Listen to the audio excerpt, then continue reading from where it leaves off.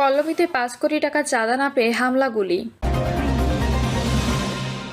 ঢাকায় সোহাগ খুনের দায় তারেক জিয়াকে গ্রহণ করতে হবে বলেন ফয়জুল করিম। জানাবো পিআর পদ্ধতিতে নির্বাচন বর্তমান ব্যবস্থায় কতটা সম্ভব, এবং সর্বশেষ জানাবো ঠাকুরগাঁয়ে মির্জা ফখরুলের ছোট ভাইয়ের উপর হামলা, গাড়ি ভাঙচুর। শুনছিলেন সংবাদ শিরোনাম, এবারে বিস্তারিত। পল্লবীতে ৫ কোটি টাকা চাঁদা না পেয়ে হামলা গুলি। চাঁদার টাকা না দেওয়ায় পুরান ঢাকায় এক ভাঙারি ব্যবসায়ীকে নৃশংসভাবে হত্যা নিয়ে দেশজুড়ে ক্ষোভ বিক্ষোভের মধ্যেই রাজধানীর পল্লবীতে একই কারণে একটি ব্যবসা প্রতিষ্ঠানে সন্ত্রাসী হামলার ঘটনা ঘটেছে। ৫ কোটি টাকা চাঁদা দাবি করে না পেয়ে একদল লোক অস্ত্রশস্ত্র নিয়ে এসে হামলা চালায় বলে ওই প্রতিষ্ঠানের কর্মকর্তারা জানিয়েছেন। হামলাকারীরা এ সময় 4টি গুলি করেছেন বলে পুলিশ জানিয়েছে।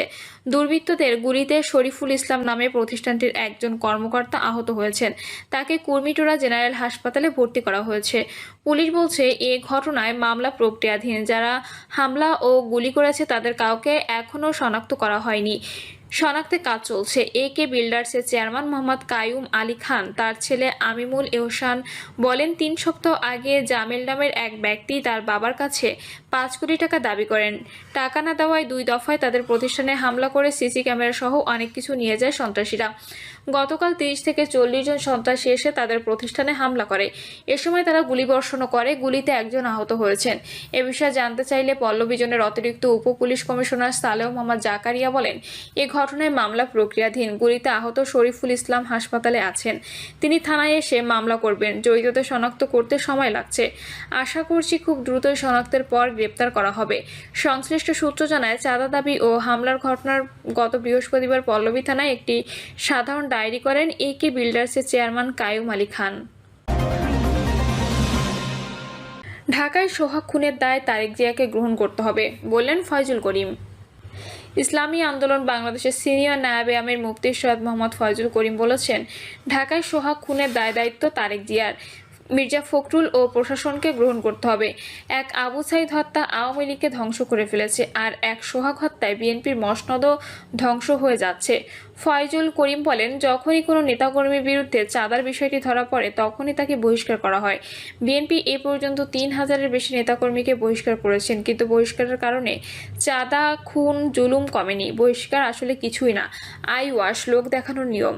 তারা বলে ব্যক্তি দোষ করলে দল তার দায়-দায়িত্ব নেবে না। আমি মনে করি আওয়ামী লীগ ও বিএনপি দুর্নীতি খুনের ফ্যাক্টরি। তিনি আরও বলেন, আবরারকে যারা হত্যা করেছে তারা বাংলাদেশের মেধাবী ছাত্র ছিল, কিন্তু এই ফ্যাক্টরিতে যাওয়ার পর তারা খুনি হয়েছে। আজকে হাজারো মেধাবী আওয়ামী লীগ বিএনপি করার কারণে ধর্ষক হয়েছে, চাঁদাবাজি হয়েছে। ফয়জুল করিম বলেন, পুলিশ এই মামলাকে ভিন্ন খাতে প্রভাবিত করতে ষড়যন্ত্র শুরু করেছে। যতক্ষণ পর্যন্ত এই ঘটনা প্রকাশ না হয়েছে ততক্ষণ পর্যন্ত কাউকে বহিষ্কার করা হয়নি। চাঁদা নিলে পুরস্কার, ধরা পড়লে বহিষ্কার, আর ভাইরাল হলে গ্রেপ্তার। তিনি ইসলামী যুব আন্দোলনের নেতাদের উদ্দেশ্যে বলেন, জুলুমমুক্ত দেশ গড়তে সকলকে ঐক্যবদ্ধ হতে হবে। যে দেশে চাঁদাবাজি থাকবে না, জুলুম থাকবে না, নারী ধর্ষিত হবে না, এমন এক দেশের জন্য চেষ্টা করো। ইসলামী আন্দোলন বাংলাদেশ পারবে এই দেশকে একদিন অবিচার থেকে মুক্তি দিতে। পিআর পদ্ধতিতে নির্বাচন বর্তমান ব্যবস্থায় কতটা সম্ভব। বাংলাদেশ স্বাধীন হওয়ার পর গত 54 বছরে 12টি জাতীয় সংসদ নির্বাচন অনুষ্ঠিত হয়। এর মধ্যে বেশ কয়েকটি নির্বাচন নিয়ে বিতর্ক দেখা যায়। দীর্ঘ পথ চলায় দেশে এখনও পর্যন্ত একটি স্থায়ী ও গ্রহণযোগ্য নির্বাচন ব্যবস্থা গড়ে ওঠেনি। সাম্প্রতিক সময়ে 3টি নির্বাচনকে ঘিরে যেমন প্রশ্নের জন্ম দিয়েছে, তেমনি আসন্ন নির্বাচনে নির্বাচন ব্যবস্থা সংস্কারের বিষয়টিও বেশ বিতর্কের মুখে পড়েছে। এবার মূল আলোচনার বিষয়, নির্বাচন কোন পদ্ধতিতে অনুষ্ঠিত হবে। বাংলাদেশে বর্তমানে প্রচলিত ফার্স্ট পাস্ট দ্য পোস্ট পদ্ধতি নির্বাচন হয়, অর্থাৎ এই পদ্ধতিতে একজন ভোটার শুধুমাত্র একজন প্রার্থীকে ভোট দিতে পারে এবং যিনি সবচেয়ে বেশি ভোট পান তিনিই জয়ী হন। এই পদ্ধতিতে একটি নির্বাচনী এলাকা থেকে শুধুমাত্র একজন প্রতিনিধি নির্বাচিত হন। ত্রয়োদশ জাতীয় সংসদ নির্বাচনকে সামনে রেখে কয়েকটি রাজনৈতিক দল আনুপাতিক প্রতিনিধিত্বমূলক নির্বাচনের দাবি তুলেছে, তবে বিএনপি সহ কিছু দল এর বিরোধিতা করেছে। রাজনৈতিক বিশ্লেষকদের মতে স্বল্প সময়ের মধ্যে পিআর পদ্ধতি বাস্তবায়ন কতটা সম্ভব সেটাই এখন মূল প্রশ্ন। বিশ্লেষকরা বলছেন, পিআর পদ্ধতির ভালো দিক হলো যে দল নির্বাচনে যত শতাংশ ভোট পাবে সংসদে তারা সেই অনুপাতে আসন পাবে। এতে করে ছোট বড় সব দলের সংসদে প্রতিনিধিত্ব করার সুযোগ থাকবে।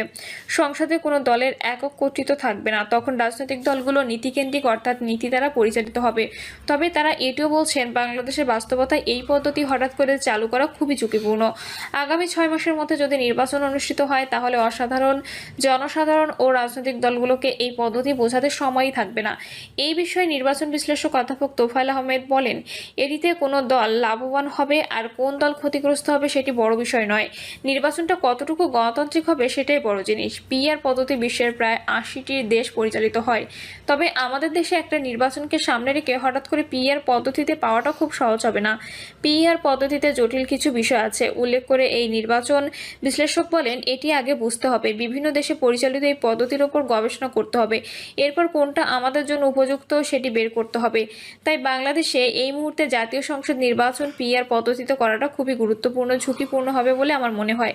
যদি 6 মাসের মধ্যে জাতীয় সংসদ নির্বাচন অনুষ্ঠিত হয় তাহলে হঠাৎ করে পিআর পদ্ধতিতে যাওয়া উচিত হবে না, কারণ মানুষকে তো এই পদ্ধতি আগে বুঝতে হবে। ঢাকা বিশ্ববিদ্যালয়ের রাষ্ট্রবিজ্ঞান বিভাগের অধ্যাপক কাজী মোহাম্মদ মাহবুবুর রহমান বলেন, সাধারণত যুক্তরাষ্ট্রীয় রাজনৈতিক ব্যবস্থায় পিআর পদ্ধতির প্রয়োগ হয়, সেখানে এককেন্দ্রিক ব্যবস্থায় এটির প্রয়োগ হয়। আমরা তো সেই পদ্ধতিতে নেই, আমাদের আঞ্চলিক রাজনৈতিক দলও নেই, সুতরাং এখানে ব্যাপক প্রতিনিধিত্বের জন্য আনুপাতিক নির্বাচনের প্রয়োজন নেই। সেই কারণে আনুপাতিক নির্বাচনের যে ন্যায্যতা সেটি খুব বেশি আমাদের দেশে টেকে না। তিনি আরও বলেন, সব দল মনে করলে এটি চালু করতে পারে, কিন্তু এটি যারা চাচ্ছে তারা যদি শুধুমাত্র রাজনৈতিক দলের প্রতিনিধিত্ব থাকতে হবে চিন্তা করে তাহলে ঠিক হবে না, কারণ আমরা তো রাজনৈতিক দলের অংশ চাই না, চাই ভোটারদের অংশ কিংবা প্রতিনিধিত্ব। বিশ্লেষকরা বলছেন, বাংলাদেশে এখনও রাজনৈতিক দলগুলো মনোনয়ন প্রক্রিয়া পুরোপুরি স্বচ্ছ নয়। পিআর পদ্ধতিতে আগে 300 জনের মনোনয়ন একবারে দিয়ে দিতে হবে দলগুলোকে। মানুষ দলের প্রতীকে ভোট দেবে, নির্বাচনে যে দল যত শতাংশ ভোট পাবে সেই অনুযায়ী সংসদে আসন পাবে। এর বাইরে সর্বনিম্ন কত শতাংশ পর্যন্ত ভোট না পেলে সংসদে আসন পাবে না সেটিও ঠিক করতে হবে। পিআর পদ্ধতিতে নির্বাচন হলে বাংলাদেশে কোনো দল এককভাবে সরকার গঠনের সংখ্যাগরিষ্ঠতা লাভ করতে পারবে না বলেও মনে করেন রাজনৈতিক বিশ্লেষকরা। তাদের মতে সরকার গঠনের জন্য ছোট ছোট দলগুলোর উপর নির্ভর করতে হবে বড় দলগুলোকে। ফলে সংসদে অনৈক্য তৈরি হবে। এছাড়া ছোট দলগুলোর নানা চাহিদা তৈরি হবে। ফলে বাংলাদেশে বিশৃঙ্খল রাজনীতি আরও বেশি বিশৃঙ্খল হয়ে উঠবে। এই প্রসঙ্গে তোফায়েল আহমেদ বলেন, পিআর পদ্ধতিতে গেলে তো 300 জনের নমিনেশন একবারে দিয়ে দিতে হবে দলগুলোকে। মানুষ দলের প্রতীকে ভোট দেবে। এখন আপনি ভোট পেলেন 30%, তাহলে সংসদে আনতে পারেন 30% প্রতিনিধিকে। আপনি এই 300 জন প্রার্থীর মধ্যে কাদেরকে সংসদে আনবেন এজন্য নির্দিষ্ট একটি ফর্মুলা লাগবে। সেটি নির্ধারণে গণতান্ত্রিক নীতিমালা থাকতে হবে। এখন প্রশ্ন আসছে, আমাদের রাজনৈতিক দলগুলোর অভ্যন্তরীণ গণতন্ত্র কি সেই পর্যায়ে পৌঁছেছে? এখন আমাদের এখানে এই নীতি চলছে যে আমি মারা যাওয়ার পর আমার ছেলে মেয়ে কিংবা এসটি এমপি হবে। এই জাতীয় জায়গাগুলো কিভাবে ঠিক করবেন? আগে এগুলোকে আমাদের উন্নয়ন ঘটাতে হবে। ব্যক্তিকেন্দ্রিক বা পরিবার কেন্দ্রিক নীতি থেকে বেরিয়ে আসতে হবে। বাংলাদেশে আনুপাতিক নির্বাচন পদ্ধতি চালু হলে তা বাস্তবায়নে অনেক চ্যালেঞ্জ থাকবে মনে করেন রাষ্ট্রবিজ্ঞানের শিক্ষক মাহবুব রহমান। তার মতে এই পদ্ধতিতে নির্বাচন হলে কোনো দল একক সংখ্যাগরিষ্ঠতা পাবে না। তখন সরকার গঠনের জন্য ছোট ছোট দলগুলো সমর্থনের উপর নির্ভর করতে হবে। তখন সংসদে থাকবে অনৈক্য, সরকারগুলো হবে দুর্বল এবং উদ্ভূত সরকারের পতন ঘটবে। এতে বাংলাদেশে আরও সংকটে পড়ে যাবে। অন্যদিকে রাজনৈতিক দলগুলো প্রার্থীর বাইরে বাংলাদেশের স্বতন্ত্র প্রার্থী হিসেবে নির্বাচন করেন অনেকে। পিআর পদ্ধতিতে স্বতন্ত্র প্রার্থীদের নির্বাচনে অংশগ্রহণের সুযোগ খুবই কম। তাদের নির্বাচন প্রক্রিয়া কী হবে সেটিও আগে নির্ধারণ করতে হবে মনে করেন বিশেষজ্ঞরা। স্থানীয় সরকার ও সংসদের উচ্চকক্ষে পরীক্ষামূলক পিআর হতে পারে। নানা প্রতিবন্ধকতা থাকলেও বাংলাদেশকে ধীরে ধীরে পিআর পদ্ধতির নির্বাচনের দিকে যেতে হবে। বিশেষজ্ঞরা বলছেন, প্রাথমিকভাবে স্থানীয় সরকারের কিছু কিছু নির্বাচন, বিশেষ করে সিটি কর্পোরেশন নির্বাচনে পিআর পদ্ধতি প্রয়োগ করা যেতে পারে। এমনকি সংসদের উচ্চকক্ষের 50% আসনও পিআর পদ্ধতিতে নির্বাচন করা যেতে পারে। তোফায়েল আহমেদ বলেন, পিআর পদ্ধতি অনেক ভালো ব্যবস্থা যদি এটি ঠিকভাবে প্র্যাকটিস করা যায়। এটিকে ফেলে দেওয়া যাবে না। কলম্বো সিটি কর্পোরেশন নির্বাচন পিআর পদ্ধতিতে পরিচালিত হয়। আমরাও পরীক্ষামূলকভাবে স্থানীয় সরকার নির্বাচন অর্থাৎ 2-1টি সিটি কর্পোরেশন নির্বাচনে এটি প্রয়োগ করতে পারি। এছাড়া সংসদের উচ্চকক্ষের 50% আসন পিআর পদ্ধতিতে করা যেতে পারে মনে করেন তোফায়েল আহমেদ। পিআর পদ্ধতি চালু হলে লাভবান হবে যারা বাংলাদেশের জামাত ইসলামী, ইসলামী আন্দোলন, খেলাফত মজলিস, এবি পার্টি, গণ অধিকার পরিষদ সহ বেশ কয়েকটি দল আগামী জাতীয় সংসদ নির্বাচন পিআর পদ্ধতিতে করার দাবি তুলেছে। অন্যদিকে বিএনপি এবং তাদের যুগপৎ আন্দোলনের সঙ্গী দলগুলো একাধিক দল প্রচলিত পদ্ধতিতে নির্বাচনের পক্ষে অবস্থান নিয়েছে। পিআর পদ্ধতিতে নির্বাচন হলে যে দল যত শতাংশ ভোট পাবে সংসদে তারা সেই অনুপাতে আসন পাবে। অর্থাৎ কোনো দল যদি 30% ভোট পায় ওই দল সংসদে 30% আসন পাবে।